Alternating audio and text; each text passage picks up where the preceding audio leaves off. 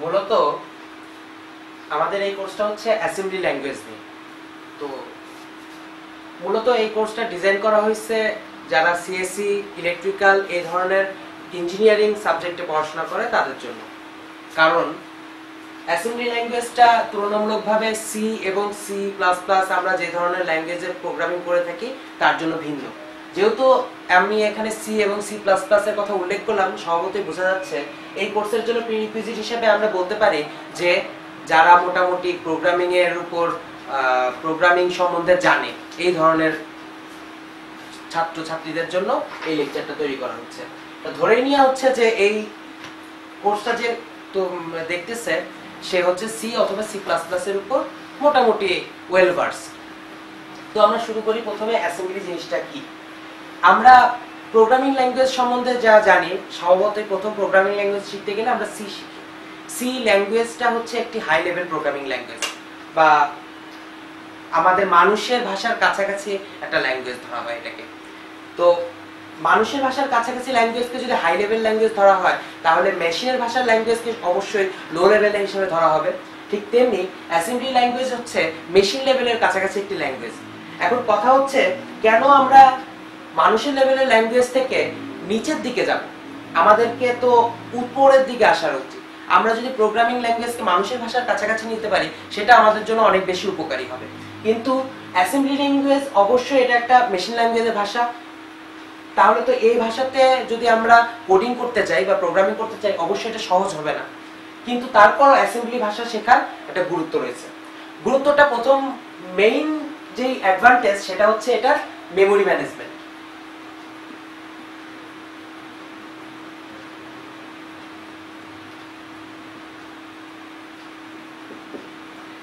তো memory management কথাটা বলাতে তোমাদের সবার আগেই হয়তো আপনাদের মনে হতে পারে মেমোরি জিনিসটা কি। মেমোরি জিনিসটা বলতে সাধারণত এখানে বোঝানো হয়েছে কম্পিউটার যেই জিনিসটাকে ব্যবহার করে তার ডাটাগুলোকে স্টোর করে। ডাটা স্টোর করার জন্য সাধারণত সে ব্যবহার করে থাকে হার্ড ড্রাইভ, যেটা ম্যাগনেটিক ডিস্ক, এরপরে টেম্পোরারি হিসেবে র্যামে রাখা হয়, এবং প্রসেসর রেজিস্টার নামে আরো একটি জিনিসকে ব্যবহার করে ডাটাকে অনেক দ্রুত অ্যাক্সেস করার কাজে। তো অ্যাসেম্বলি ল্যাঙ্গুয়েজ মূলত এই রেজিস্টার অংশটাকে ব্যবহার করে প্রোগ্রামের গতি বৃদ্ধি করে।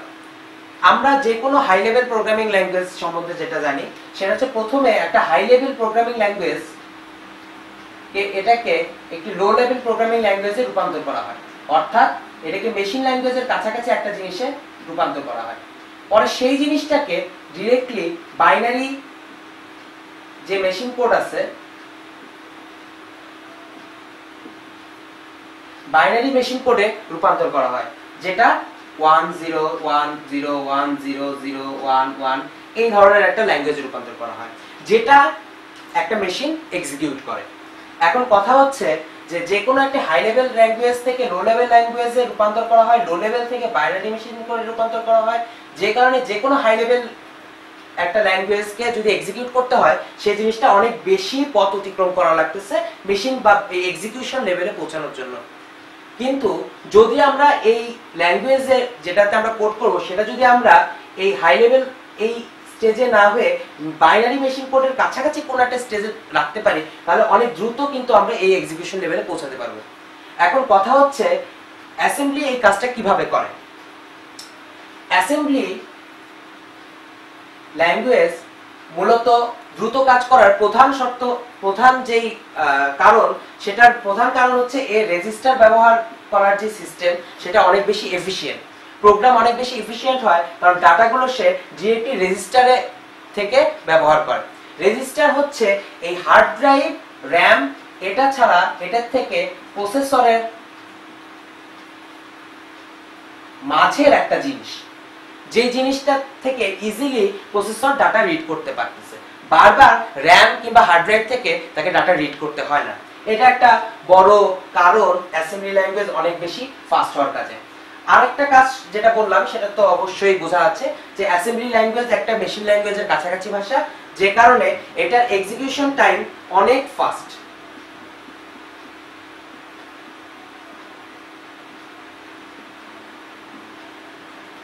গেল।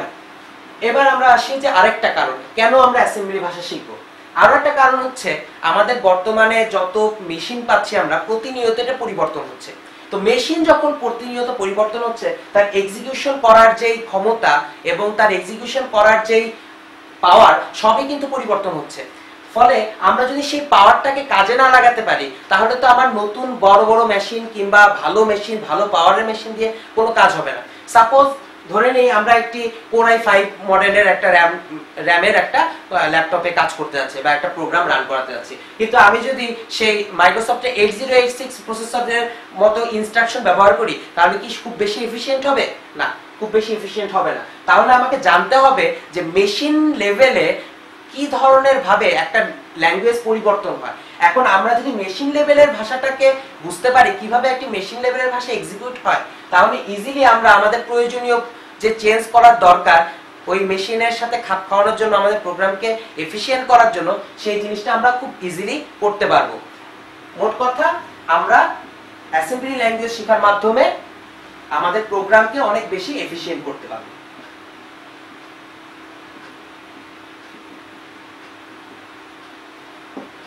সো এই কারণগুলোই হচ্ছে আমাদের মূলত অ্যাসেম্বলি ল্যাঙ্গুয়েজটা শেখার মূল কারণ। এবার এতক্ষণ ধরে আমরা কেন অ্যাসেম্বলি ল্যাঙ্গুয়েজ শিখবো এ সম্পর্কে একটা মোটামুটি ধারণা দেওয়ার চেষ্টা করা গেল। কতদূর সম্ভব হয়েছে বলতে পারবো না, তবে চেষ্টা করে গেছি। এবার আসো যে একটা অ্যাসেম্বলি ল্যাঙ্গুয়েজ কেমন দেখতে, এটা একটা খুব গুরুত্বপূর্ণ ব্যাপার। একটা অ্যাসেম্বলি ল্যাঙ্গুয়েজ দেখতে কেমন কিংবা আমাদের পরিচিত কোনো ল্যাঙ্গুয়েজের সাথে যদি এটাকে আমরা একটা ম্যাপিং করতে পারি তাহলে আমরা ব্যাপারটা খুব ভালোভাবে বুঝতে পারবো। তো আমরা ধরেই নিচ্ছি যে আমরা সবাই এখানে সি ল্যাঙ্গুয়েজে প্রোগ্রামিং করে অভ্যস্ত কিংবা এ সম্পর্কে জানি কিভাবে একটি সি ল্যাঙ্গুয়েজ প্রোগ্রাম করতে হয়। একটা সিম্পল সি ল্যাঙ্গুয়েজ প্রোগ্রামিং এর আমি মেইন ফাংশন বডিটা এখানে লিখতেছি যে এটা একটা সিম্পল অ্যাডিং ফাংশন।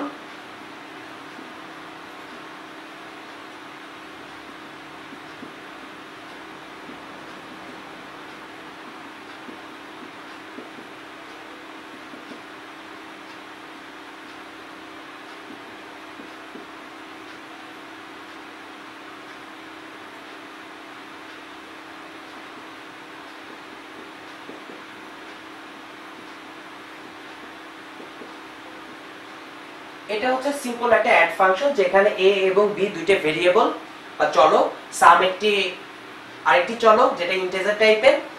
এই টাইপগুলো আমরা এখানে আলাদাভাবে ডিক্লেয়ার করছি এবং তারপরে সামের মধ্যে a + b রাখছি। আমরা এই সাম থেকে অ্যানসারটা পাওয়া যাবে যে সামে অ্যাকচুয়ালি কি আসে। তো এই করসপন্ডিং এই সেম জিনিসটাকে যদি আমি অ্যাসেম্বলিতে রূপান্তর করতে চাই তাহলে আমাকে কতগুলো জিনিস লিখতে হবে। এর প্রথমে আমি প্রতিটা জিনিস আস্তে আস্তে যখন আমরা পরবর্তীতে আরো ক্লাস আগাবো অ্যাসেম্বলি ল্যাঙ্গুয়েজে কোন জন্য কি জিনিসটা লিখতে হয় সেটা পরবর্তীতে আমরা দেখব। কিন্তু এখন আমরা দেখতেছি যে মূলত জাস্ট চোখে দেখে আমরা একটা অ্যাসেম্বলি ল্যাঙ্গুয়েজ যাতে বুঝতে পারি সেটা। এখানে আমি মেইন প্রসিডিউর থেকে শুরু করছি।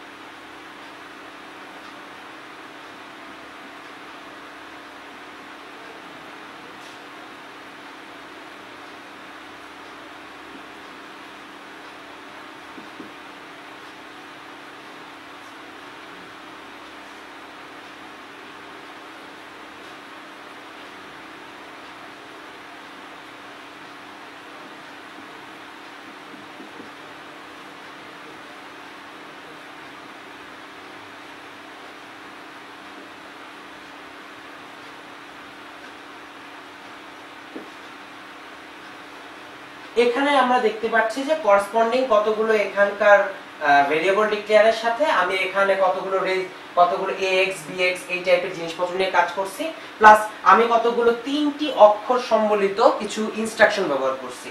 মূলত এই সি ল্যাঙ্গুয়েজটাই কোনো না কোনো ভাবে বিভিন্ন প্রক্রিয়ার মধ্য দিয়ে এই জিনিসটাতে রূপান্তর হয়। তারপর এই জিনিসটাকে কম্পিউটার তাদের মধ্যে যে ইনস্ট্রাকশন দেওয়া আছে কম্পাইলারের যে ইনস্ট্রাকশন সেই অনুযায়ী এটাকে মেশিন ল্যাঙ্গুয়েজে রূপান্তর করে।